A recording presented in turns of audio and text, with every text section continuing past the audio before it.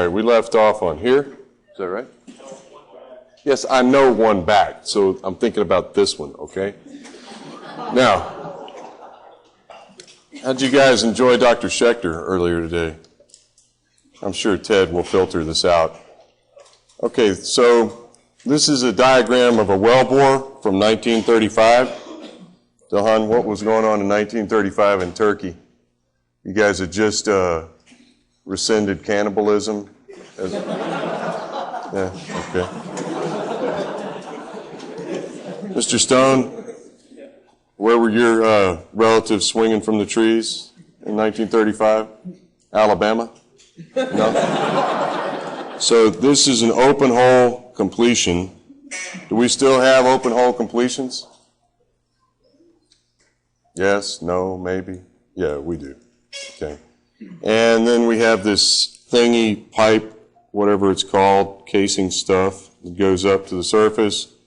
We have a valve, we have a gauge, we have a swedge, and we have a T, we have another gauge.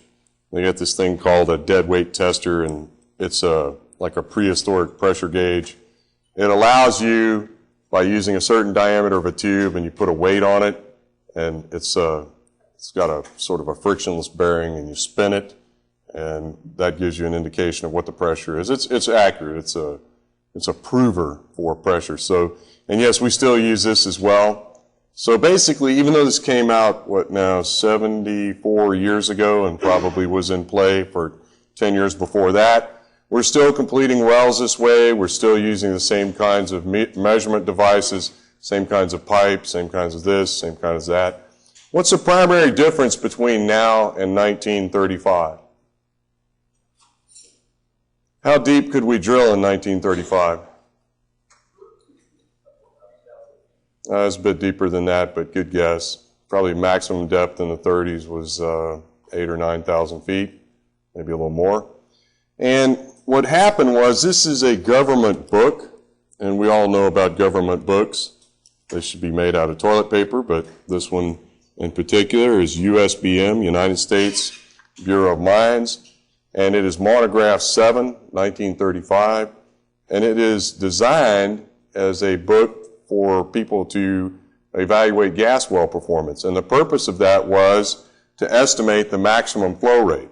Now, using this equation, we have this constant thingy C, and we have this other constant thingy N, and then we have these variables, which we can see are P bar squared and PWF squared. Now, PWF, unfortunately, is measured down here at the bottom of the well. It's not measured at the surface. We take the surface pressure, wherever you want to measure it, I guess right here. That's called PTF. The T is for tubing, the W is for well, and the F is for flowing.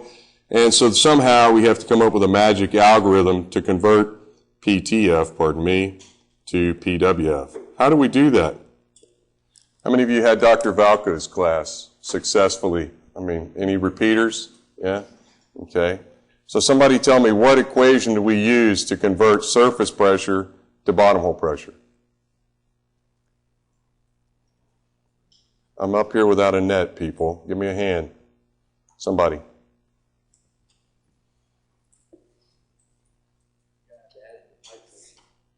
Okay. What's the name of the equation? Is it the Berlusconi equation? Did you hear what he said yesterday? He's the Prime Minister of Italy. He said that they needed to use the military to protect Italy's women because they're so beautiful that the cities are turning into, areas where they're not safe and that sort of thing. Nice thing for the Prime Minister to say. No, it's not the Berlusconi equation. Is there another equation like that? What's that? Italian spaghetti, Berticelli? No, that's not it. What's the other one? The Bernoulli. Oh, that guy. Yeah, okay. So it's an energy balance, and it's going to have some terms in it. One will be friction, one will be gravity. There may be some momentum terms as well. But what do we know about the trip from the bottom of the well down here which is PWF, to the top of the well up here, which is PTF. If we think about this in reverse, what happens along the way? What do we see? Do we see little deer? You know, something like that. And do we see a hunter over here? This is Mr. Stone with his bazooka, and he shoots the deer. No, we don't see that. What do we see? What's the temperature profile look like? Is the temperature high down here? Yeah. And so it gets lower as we go up, so temperature versus depth is going to look like that. Is it linear? Probably not, but we can probably say it is and tell ourselves a little lie. What else happens along the way? The pressure changes. So we're probably going to have to segment the wellbore and look at behavior over little segments, right? Remember your finite difference calculus that Dr. Maggard taught you? Some of you more than once, perhaps? No? Okay. So we have to break the wellbore up into discrete segments. We could cheat and do it all in one segment. We talked about that, or maybe you did with Dr. Valco, I don't know. Dilhan, what else goes on between the bottom of the well and the top? Oh, liquid. Yeah, that nasty liquid stuff. Because as you go up, the temperature goes down and the pressure goes down. And what happens to gases? They like to drop out little particles of liquid. Sometimes it's water. Sometimes it's condensate. So we have to factor that into it as well. Interesting.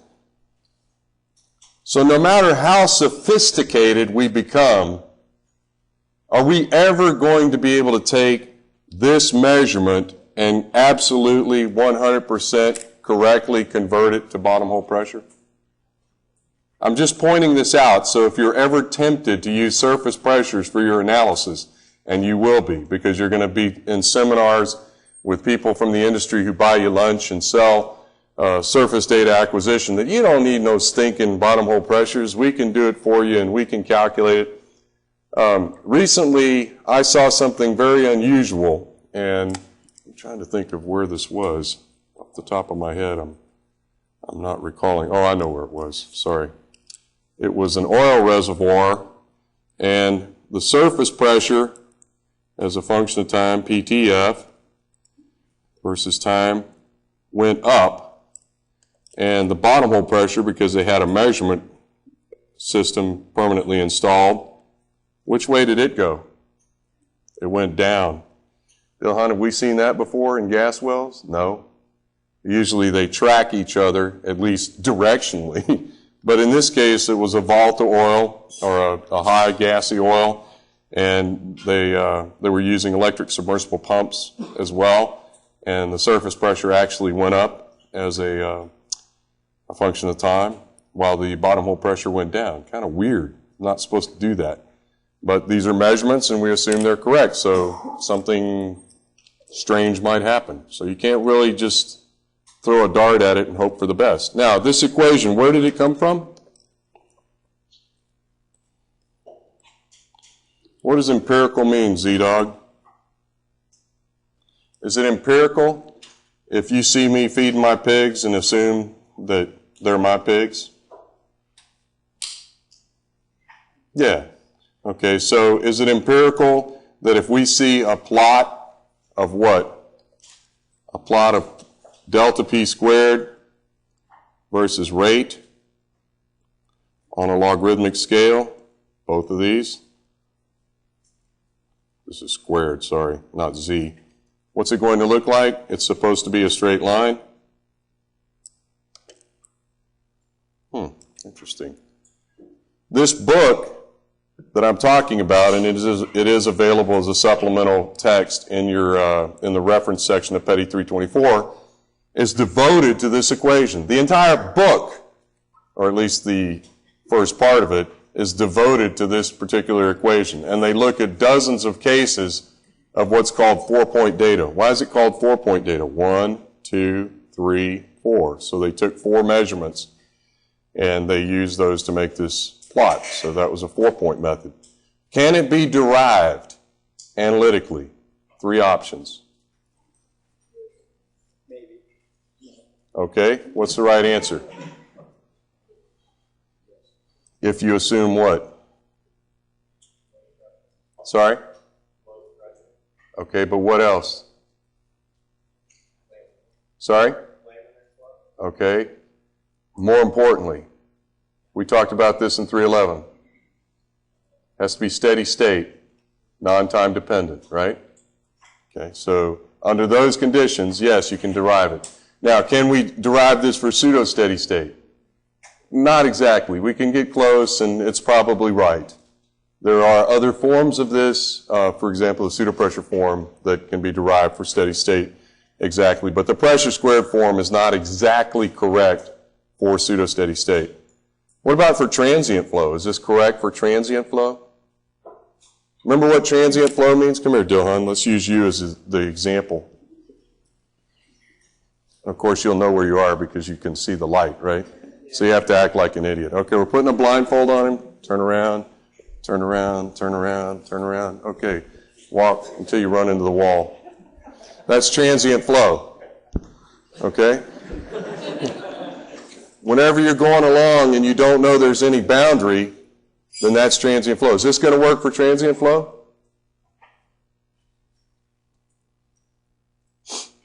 What was another name for transient flow in the 50s?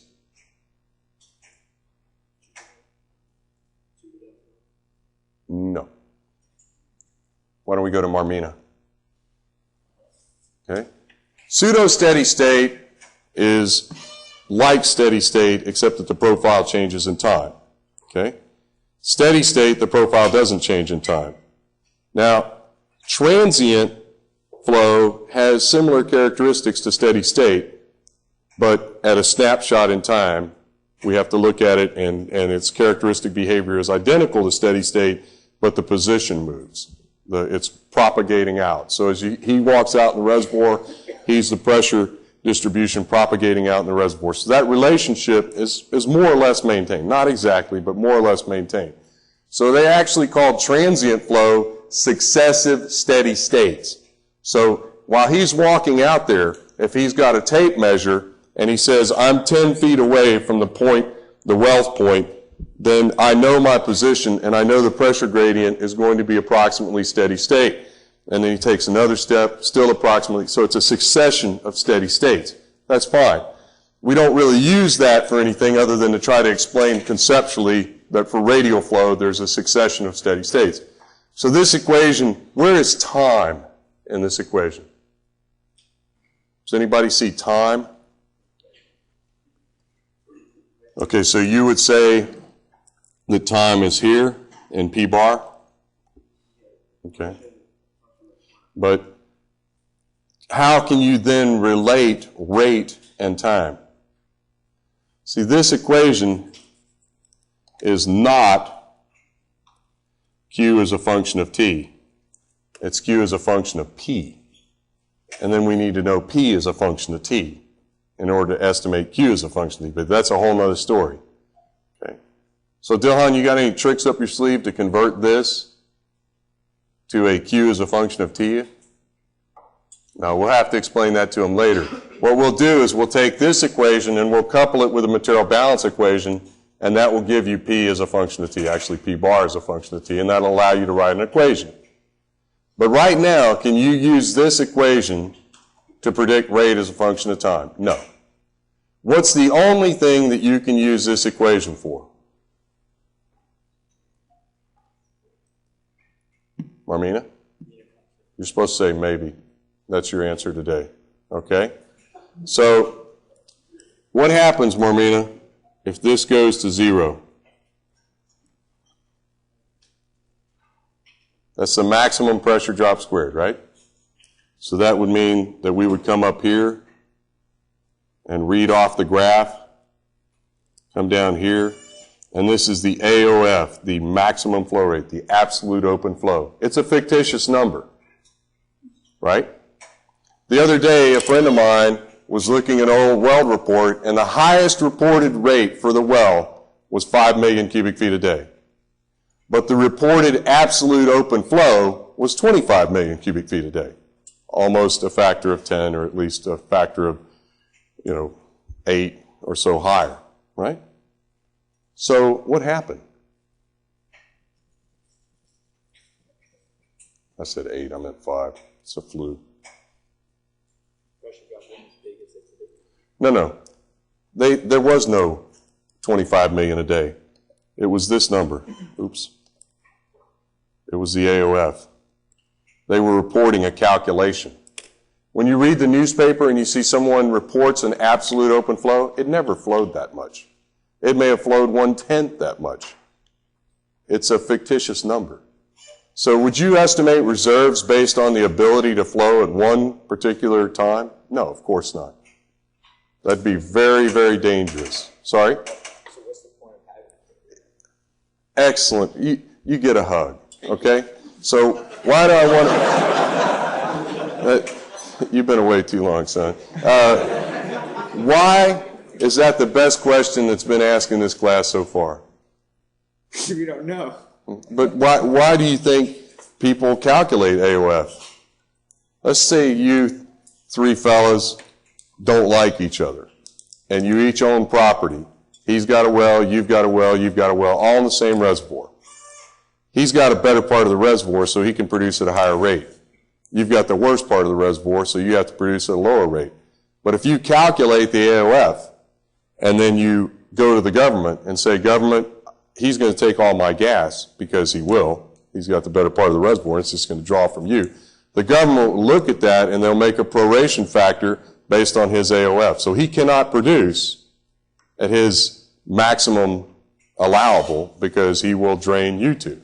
And you're wondering, what the hell, how did this happen? Because in the early days, there were no laws, and people did whatever they wanted. And so somebody had to come in, and he was a railroad commissioner or maybe the USBM or somebody, and they said, you guys have to practice what's called conservation. And when you look at old books, they'll talk about conservation and proration, and what they really mean is you're stealing his gas. So we're going to stop you from doing that. It's imperfect. It's not a technical solution. It's a legal solution. But it worked. Now, how many places in the world are on proration right now? Not very many. How many places are on proration in Texas? Definitely not very many. Okay? How would you deal with this today? If you owned a field and you did not want to, and you had partners in that field and you didn't want to be prorated, how would you handle that? Sorry? Louder. That actually is a good question. I hadn't thought about that. Let's say that I am the most wealthy of the companies in there. What should I do? What's a simple solution? Make them an offer they can't refuse. And this actually happened a couple of years ago. Encana bought a field in Robertson County. They had partners. And they paid them $2.6 billion to get out of it. And it looked like it was a bad idea at the time, but they found this fantastic reservoir, very high permeability and high porosity out in the middle of nowhere in a very low turbidite environment. And they made a hell of a lot of money out of this. But it was a strategic decision that they decided to buy out their partners. And at the time, nobody really thought it was a good idea, but they did it, and it worked. But, you know, the Canadians are Boy Scouts, no offense if you're Canadian, and they do things like that. Okay, so this is a derivation of this relationship. Dohan, this would be a good quiz question, right? Maybe for Wednesday? Yeah, so they can study that. And this is that concept we talked about a moment ago, this 4-point plot. And I'm just going to make up 4 points here. So there's 4 points, and we're looking at the pressure drop squared and the rate. And then they've drawn a line through this. Mr. Stone, you like this line? Looks pretty good. Yeah? Now, what would happen, Mr. Stone, if you came in and you had some governmental pointy head that said that that's the line you're going to use from now on?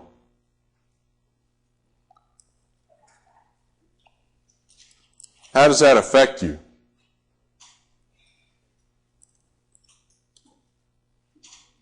Because now, when you come over here, your AOF from that thing is much less than your AOF from that thing, right? Now, we knew all along that the straight line wasn't true. How many points does it take to define a straight line? Who wants to take a shot? Somebody new. Thank you.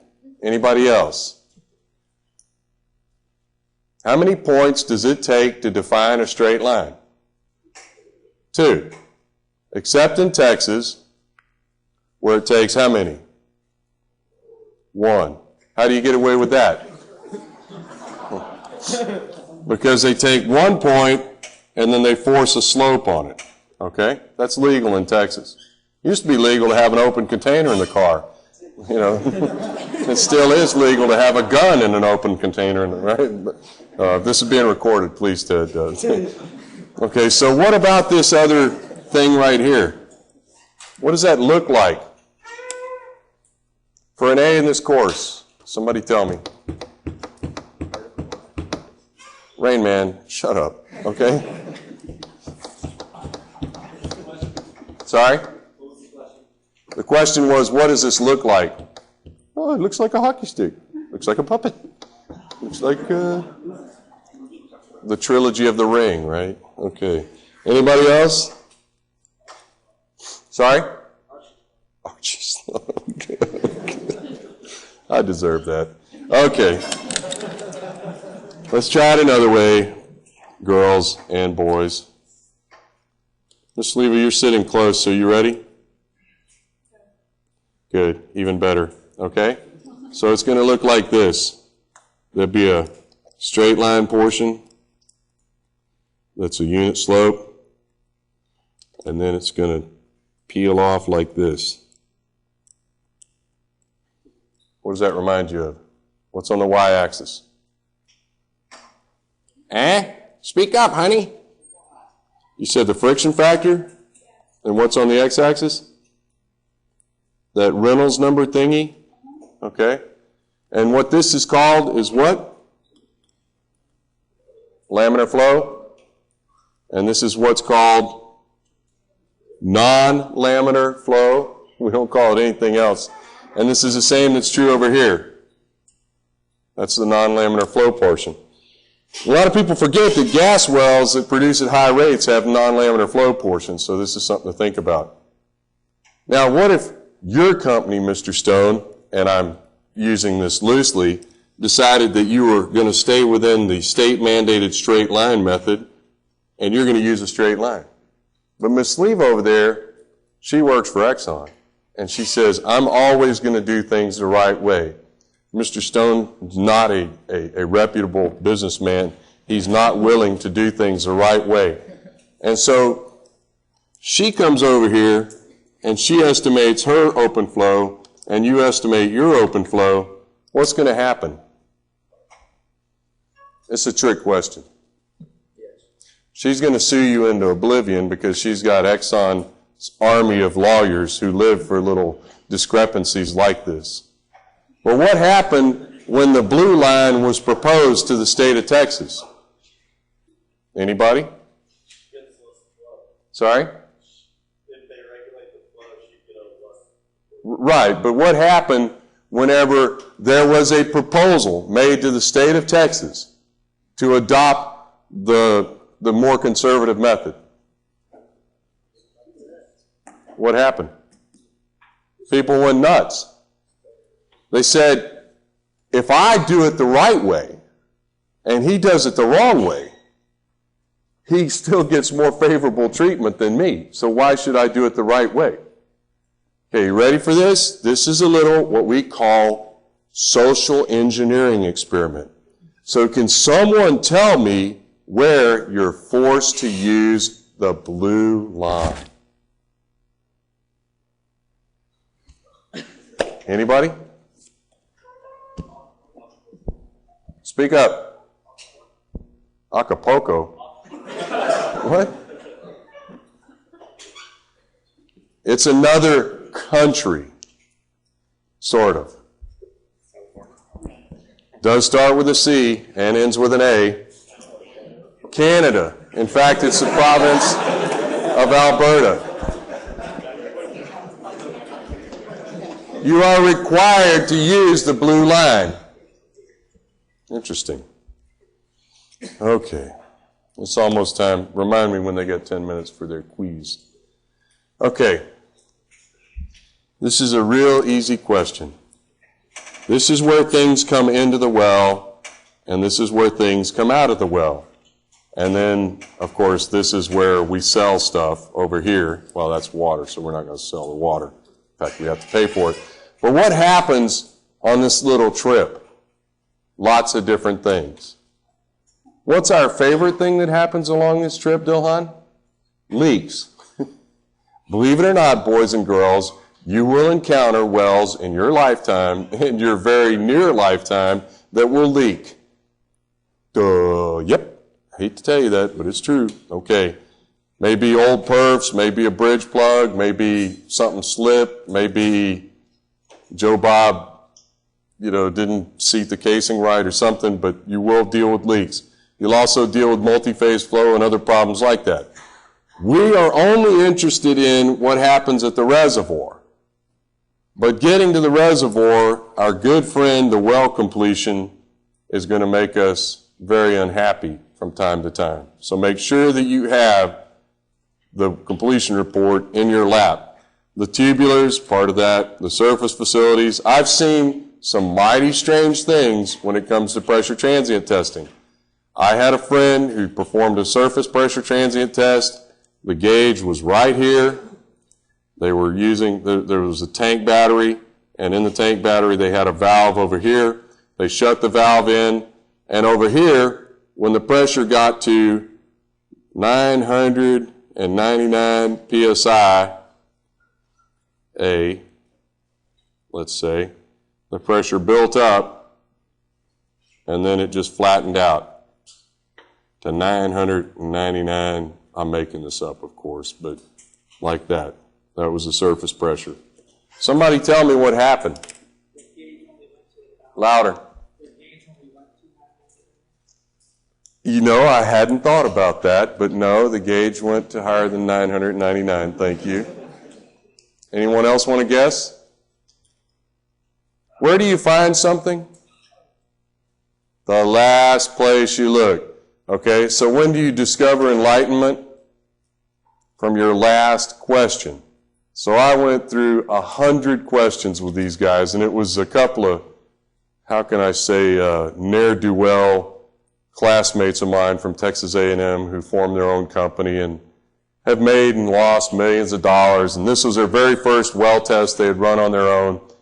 And the last question I asked, I said, "What kind of valve is this?" And they said, "It's a closed valve. You don't need to know any more than that." And I said, "Well, what kind of valve is it?" And they said, "It's a dump valve. It's set for 1,000 psi.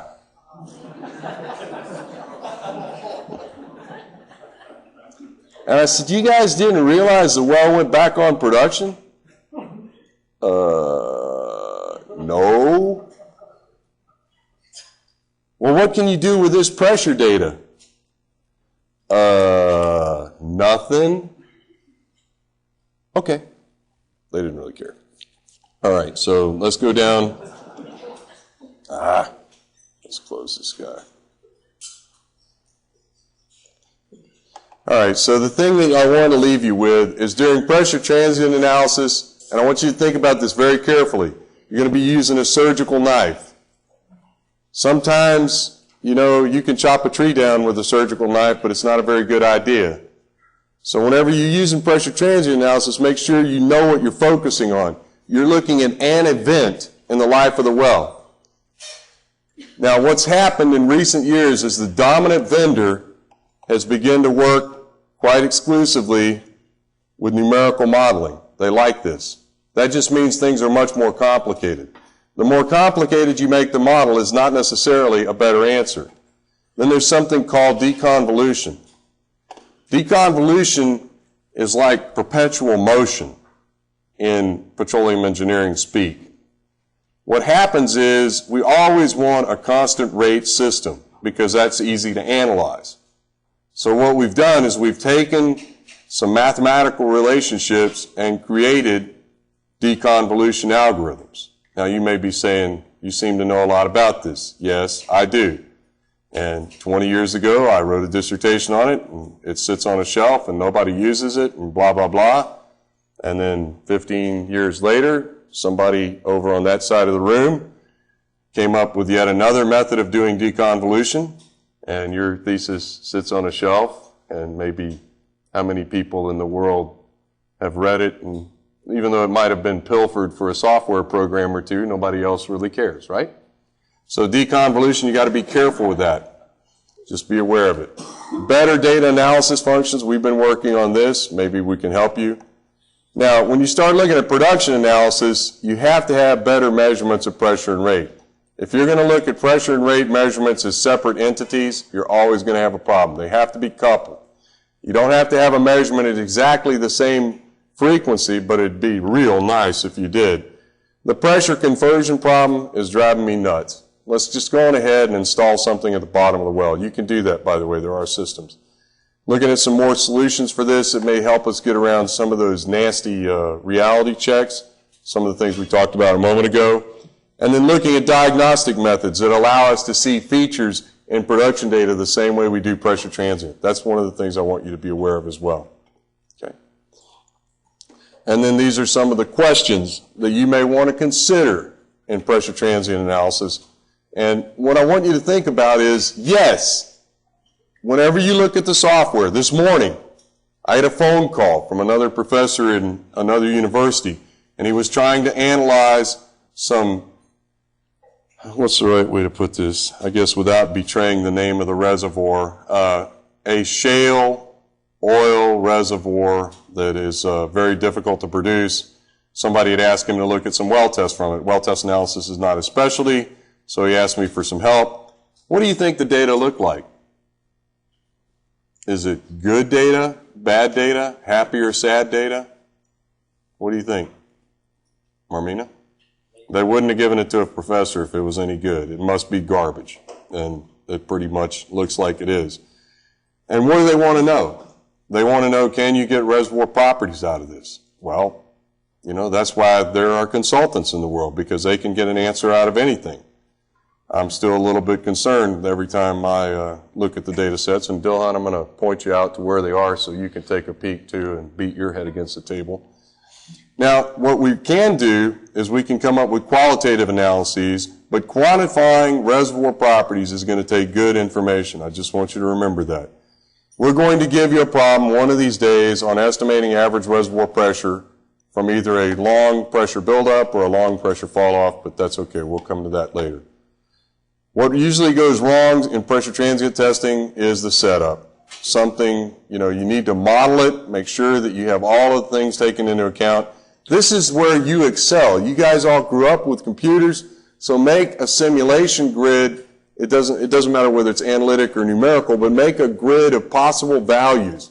You know, try a low permeability, try a high permeability, try a low storage, try a high storage case, and see what it looks like. Then preparation of the well for testing. Please don't walk up to the well and turn it on or off. You're going to cause something terrible to happen. You have to include the entire production history. It will corrupt the interpretation if you don't. By the way, this gentleman sent me only the production history he wanted me to see, and I said, where's the rest of it? And then he forwarded that later. How nice of him, huh? The well completion, you keep the records in hand. And then why are you testing this? If you don't know why you're doing something, stop. You know, I can't tell you enough that a bad example or a bad case will kill you ever doing something again. So if you just decide, we're going to do this, something bad could happen. I've seen cross-well tomography surveys. These are near seismic, reservoir seismic or close-in seismic type surveys. I've seen those go completely belly up because somebody didn't do their preliminary work. They didn't think about what their objectives were. It has nothing to do with pressure transient testing. And I've seen another one where management said, you know, we are going to inject CO2 in the ground by the end of the year. We are going to demonstrate this on our worksheets, that we are going to inject CO2 at the end of the year. So sure enough, they injected CO2. And what happened, Marmina? They expected 6 months later to see a response at the well where Mr. Stone is. And what happened? Nope. 3 hours later, the CO2 showed up in a well 4 patterns away at another operator's lease. And they called up screaming bloody murder. What the hell is going on? You know, we've got a gas well on our hands. Logistically, it's supposed to be impossible. But, you know, this reservoir had been hydraulically fractured to smithereens. The CO2 just found a way to get there. And once it decided where it was going to go, can you change its mind? No. So that was a waste of time. You're looking at high resolution, high frequency data. Remember that. And you only get a snapshot of the reservoir. You only get to see a piece of it. Okay. Now, when we start talking about production data analysis, it's low resolution, low frequency, and you're looking at the entire life. So you have to be kind of careful about that as well. Okay, ready to give these out?